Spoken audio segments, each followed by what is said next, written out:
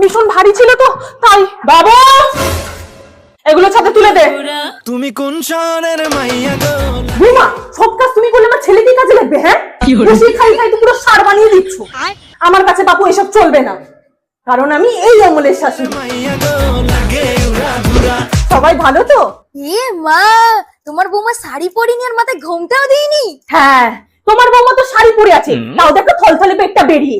আমার বৌমা তো তাও সব ঢাকা, ওর যা মন চায় ও করবে, আমি অ্যালাউ করি, কারণ আমি এই, কারণ আমার শাশুড়ি মা এই আমলের শাশুড়ি, আপনাদের মতো ওল্ড ফ্যাশন না। লাগে উড়া ধুরা। তুমি কোন শহরের মাইয়া গো?